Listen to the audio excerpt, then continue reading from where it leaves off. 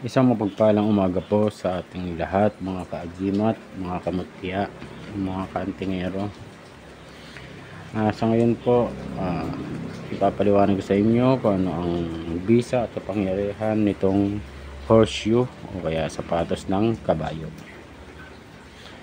Ito pong horseshoe na ito po'y nahukay ko lamang nung kami naghukay ng yung balon na para sa basurahan. Hindi ko alam kung gaano katagal na tong anong ito at napakaluma na eh. Pero ito po ang original na horseshoe.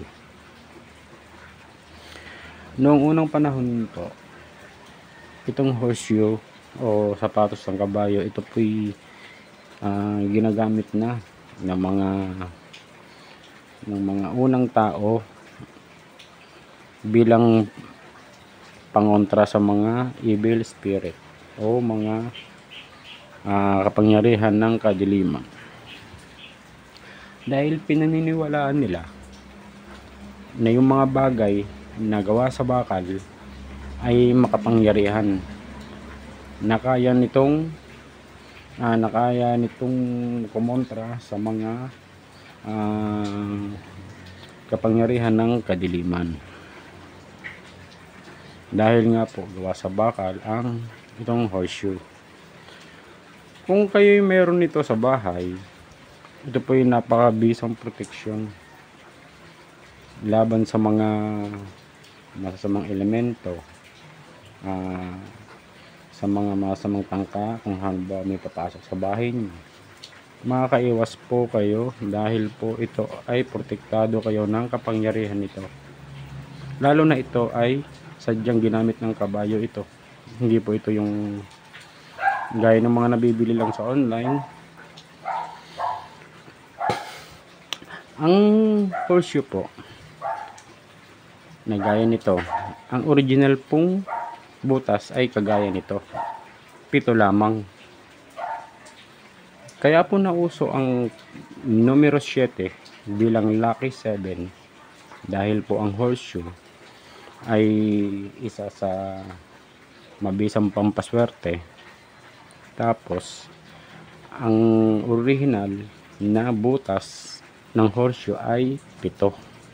Gaya nito, ito 1, 2,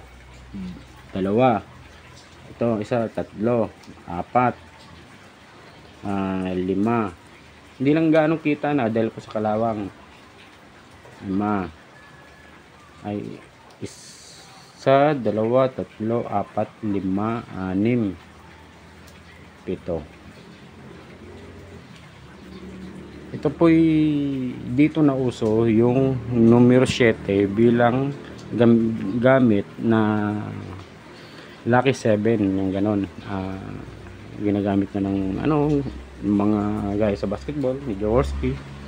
Kasi ang 7 dito po nagsimula yan na nauso bilang lucky 7 na tawag.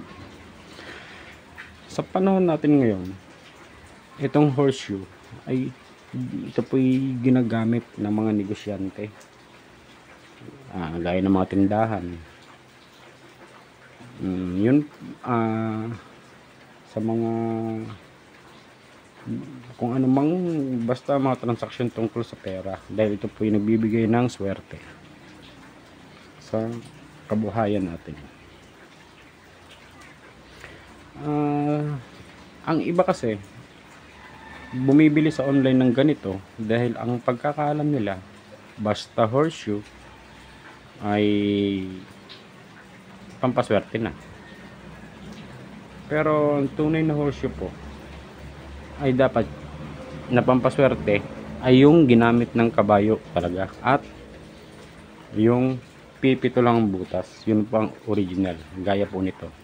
Sa itsura pa lang halata naman pong talagang tunay na horseshoe ito. Yan po.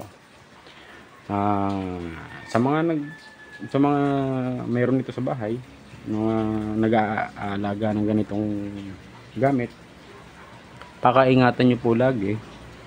Gaya nito, matagal na to dito, pero hindi ko maalala kung saan ko nailagay. Kaya ngayon buti nakita ko. Kaya yun, sana ngayong December ay swertehin na ako.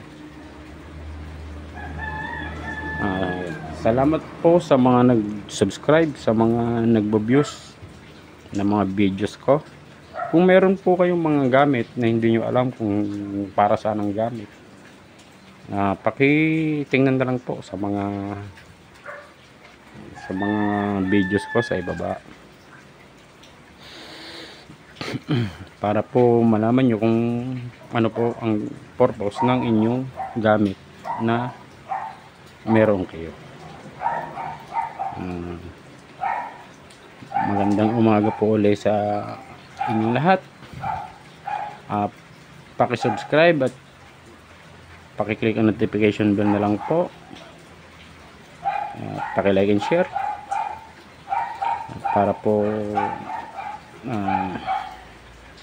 marami kayong malaman tungkol sa mga gamit na spiritual. Maraming salamat po ulit at magandang umaga.